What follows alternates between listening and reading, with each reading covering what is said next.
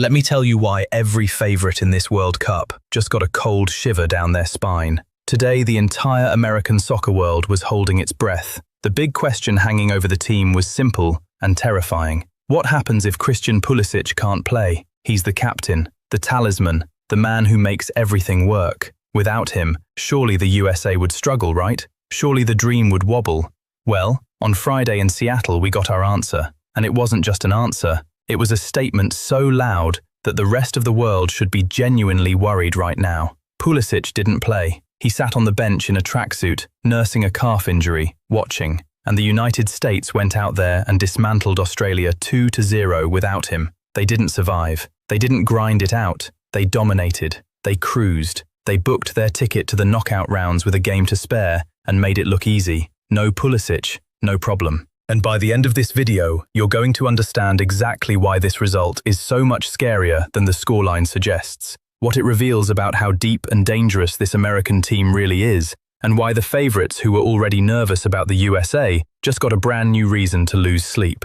So, lock in, because the USA just did something that should change how the entire world views them, the question that loomed over everything. Let's go back to the build-up, because the context here is everything. For days, there was only one story in American soccer. For days, questions about the health of star winger Christian Pulisic's left calf had loomed large over the US men's national soccer team. After being kicked in the leg during last week's Paraguay game, would he be available in the pivotal second US game of the FIFA World Cup?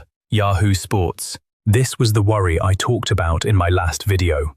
The one problem nobody wanted to discuss. Pulisic is the connector, the creator, the player who turns good situations into goals. The fear was real, and it was justified. A USA without Pulisic looked, on paper, like a significantly weaker team.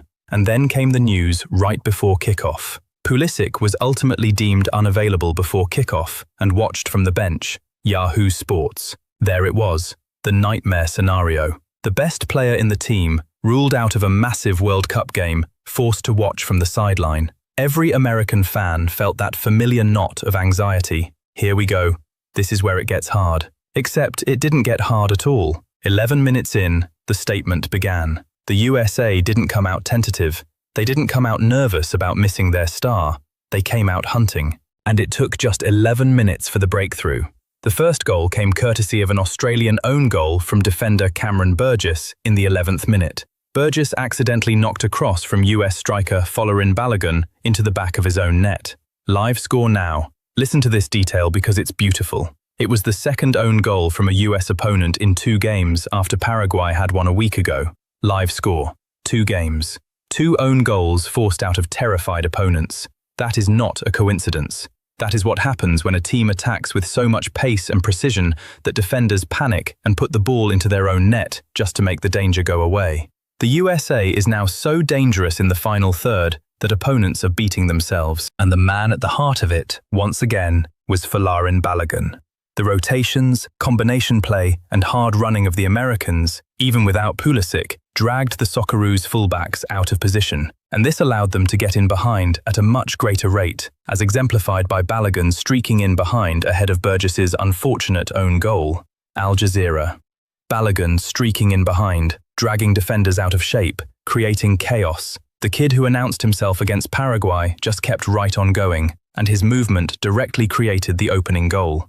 Without Pulisic, the USA simply found another way, and that way was just as lethal. The killer blow before half-time. If the first goal rattled Australia, the second one finished them off completely, and it came at the perfect time.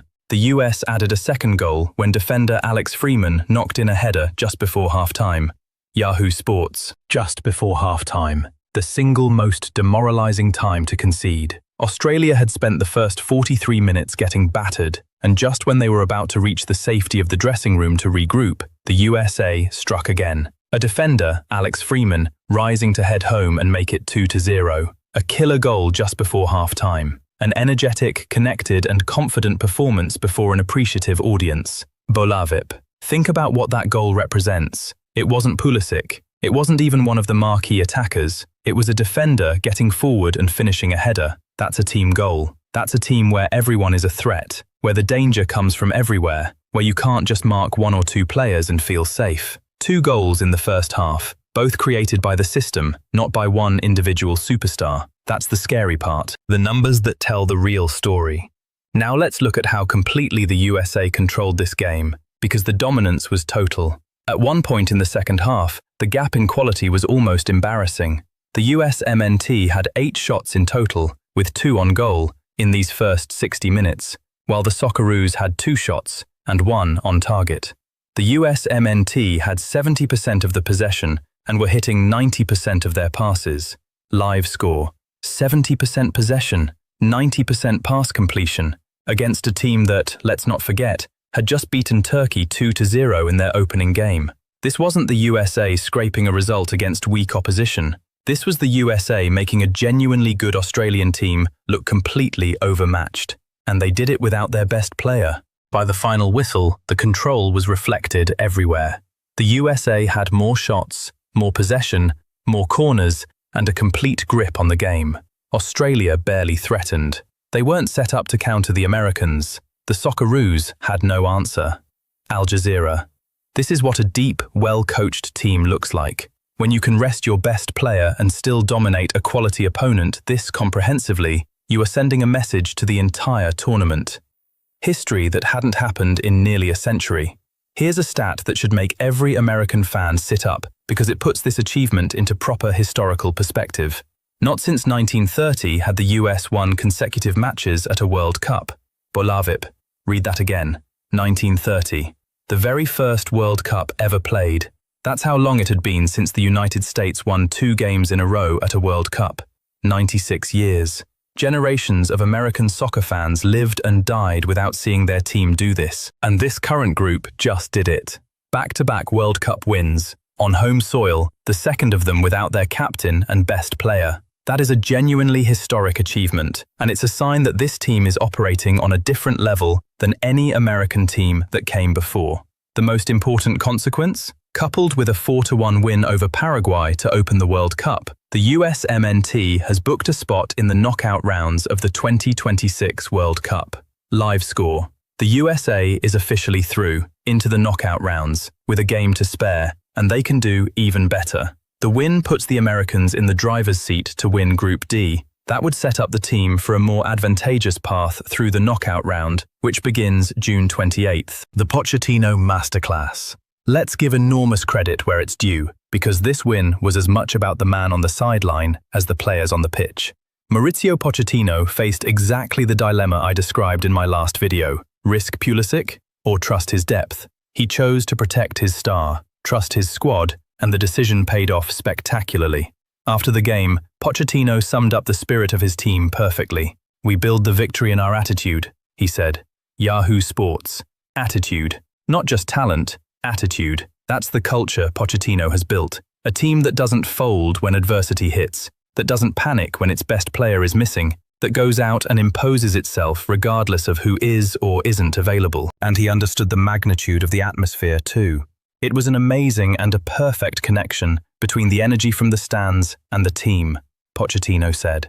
The famous Seattle crowd at Lumen Field, one of the loudest in American soccer, lifted this team to another level. Bolavip. This is exactly why the USA hired Pochettino, a world-class manager who can make the big calls, manage his squad intelligently, and get a tournament-level performance out of his players, even when circumstances aren't perfect. On Friday, he showed every bit of that pedigree. Why resting Pulisic might be the best thing that happened. Here's the genuinely exciting part for USA fans. Pulisic sitting out might actually turn out to be a blessing in disguise. Pulisic, who is recovering from a calf injury, watched from the bench after being ruled out earlier. The US staff is hopeful he'll be available for the group finale though. Given the team's standing, it could allow him additional time to prepare for the round of 32. Bolavip. Think about what that means. Because the USA has already qualified, Pochettino doesn't have to rush Pulisic back. He can give his captain extra rest, let that calf fully heal, and have him fresh and firing for the knockout rounds when it really matters.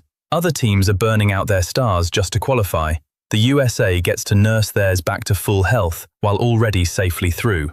And here's the kicker. The USA proved they can win without him. So now they go into the knockouts with a fully rested, fully healthy Pulisic, added on top of a team that just dominated without him. That's a terrifying prospect for any opponent. The confidence in the camp is sky high.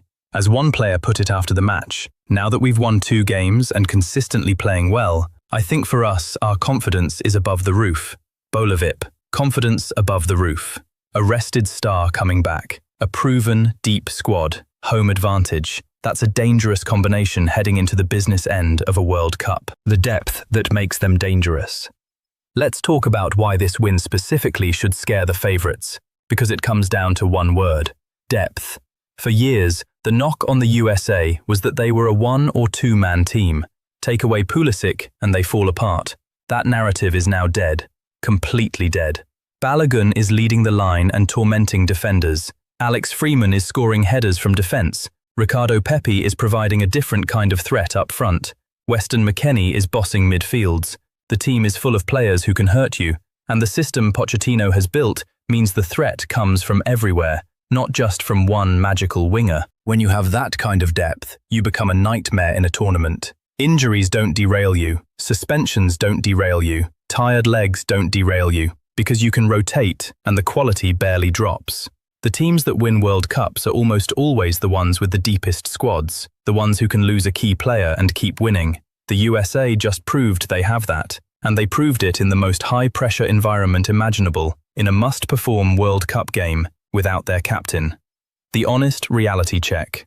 Now, let me give you the balanced truth, because that's what this channel is about. Beating Australia, even comfortably, is not the same as beating Brazil, France, or Argentina. The real tests are still ahead. The knockout rounds will bring a level of quality and pressure that the group stage simply doesn't match. And the USA still has questions to answer against genuine heavyweights. There was also a physical, chippy edge to this game that's worth noting. The chippy match resulted in 7 total yellow cards, 3 for the US on defenders Anthony Robinson and Chris Richards and Balogun. The USA will need to keep their discipline in the knockouts, where a red card or a suspension at the wrong moment can end your tournament. Yahoo Sports. But here's the thing, every concern you can raise is outweighed by what we actually saw. A team playing with confidence, structure, and quality. A manager making smart decisions. A squad with real depth. A home crowd lifting them. And a star player about to return fresh for the games that matter most. The ceiling for this team is higher than any American team in history. And after Friday, that's not hype, that's evidence. The verdict. The message is clear. So let's bring it all together. The United States just qualified for the knockout rounds of a home World Cup with a game to spare by beating a good Australian team 2-0 without their captain and best player while barely breaking a sweat. They won back-to-back World Cup games for the first time since 1930. They forced a second own goal in 2 matches because opponents are terrified of their attack. And they did it all with their talisman watching from the bench. If you're a favourite in this tournament, that's the scariest possible message, because it tells you that beating the USA isn't as simple as stopping one player. It tells you this is a real team, a deep team, a well-coached team that can hurt you in a dozen different ways. And it tells you that when Pulisic comes back fresh for the knockouts, this team gets even better. The USA came into this World Cup as hopeful hosts. They are leaving the group stage as a team nobody wants to face. A team playing with belief, backed by roaring crowds, managed by one of the best in the world, with a rested superstar about to rejoin a squad